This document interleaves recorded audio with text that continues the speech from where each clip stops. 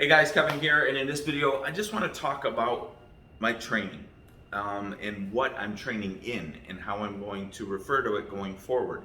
Because I no longer really focus on the name or the style of Tang Soo Do anymore. While Tang Soo Do was very important in my life and still is, I learned over the years that it's not about style. That the Tang Soo Do I learned in Korea and got my black belt in 1985 was the same exact thing I was learning studying Shotokan in 1988, 89, 1990. It was the same thing. Same techniques, same forms.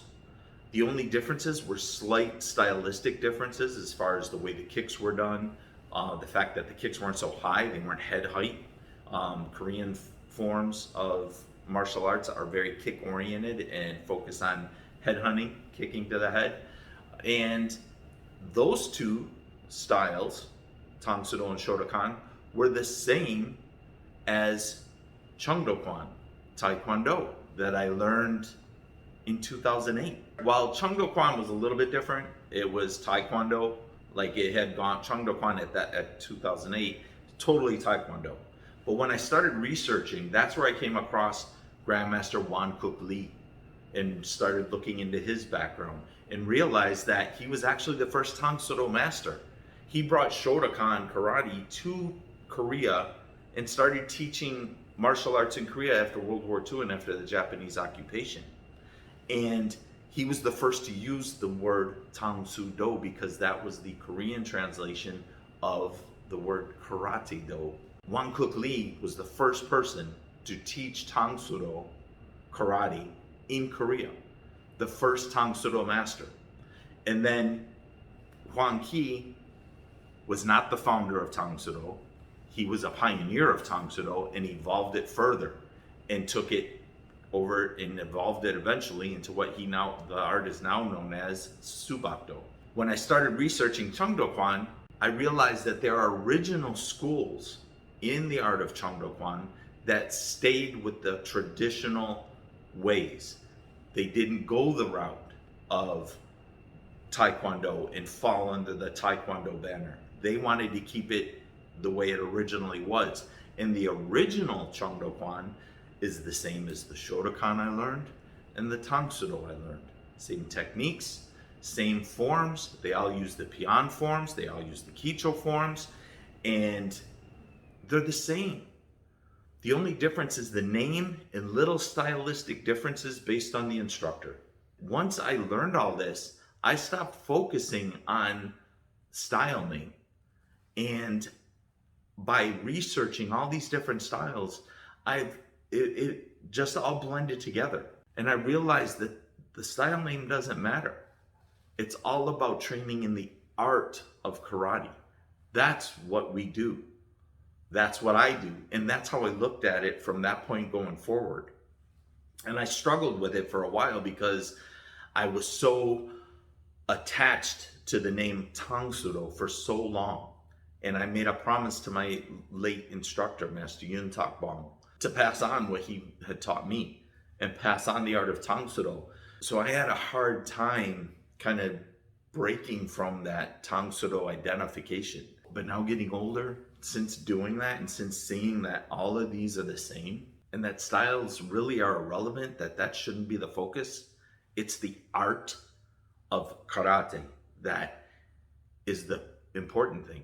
It's the art of karate that I train in and that I'm going to refer to it as karate going forward. I'm not going to refer to it as Tang Soo Do because I don't want to be tied to one way of doing it, because if I was tied to Tang Soo Do, I wouldn't even be training anymore, because I would only be saying that the kicks have to be high, I have to do the spinning kicks, the jumping kicks, all of that. And as you get older, you may not be able to do those things. I can't. So if I couldn't do any of those, then why train? I'd be done. I would just say, well, I can't train in Tang Soo Do anymore. I'm just done. Gonna hang it up. And I almost did that. But then once I started focusing on the art of karate, I learned that as I went deeper into my research, deeper into my studies, on the art and started looking at the Okinawan masters, which is what I'm looking through now, is Okinawa. And then going back even further as far as I can go. But in Okinawa, the stances are higher. The stress is on self-defense and self-development, but effectiveness, the stances are higher and the kicks are lower. And that suits me perfectly at this point in my life and allows me to continue training throughout the rest of my life. So I look at it now as the art of karate. And if you do so as well, even if you're training in a Shotokan school, a Tang Soo Do school, a Tae Kwon Do school, Cheongdokan, it's all karate. Your instructors may say, no, we're Tang Soo Do, no, we're Tae Kwon Do, no, we're this. But it all falls under the art of karate. And I encourage you guys to not focus on the style in your own personal view of what you're doing, because it will enhance your training. It will open up so many doors to learn. And if you really are a serious student and you're not just doing this as a pastime or a form of exercise, but if you're a serious student and you start researching karate, the art, and going through through Japan and through Okinawa and all the masters, it deepens your knowledge, it deepens the richness of the art, and gives you so many more tools that you can eventually, through your training, make the art of karate truly your own, which is how it's supposed to be anyway. It's supposed to be your karate, how you do things according to your physical makeup, according to your mental makeup, according to how you think morally. You're supposed to make the art yours and own it. It's supposed to be your karate. And my karate started in Tang Soo Do, and that is my root, and I'll always have a very dear fondness, and it'll always have a place in my heart, the art of Tang Soo Do. But I don't focus on this style anymore, and I encourage you not to do so as well, because you're really going to be limiting yourself if you just focus on your style, whatever it is. You're keeping your blinders on and you're looking only at your style and ignoring a whole ton of history and knowledge and resources and tools that you can adapt and truly make your journey in the art of karate and in the martial arts a very rich and enjoyable one. So that's all I got for this video. I encourage you guys, I'm going to go do my daily training for the day. I just want to throw that out there really quick and kind of give you guys something to think about. If you enjoyed this channel and you're getting value out of these videos, give this video a thumbs up so that videos like this get seen and YouTube picks them up and shares them with other people. Also, if you haven't already, be sure to subscribe and hit the notification button so you're notified every time a new video comes out. There's going to be much more coming.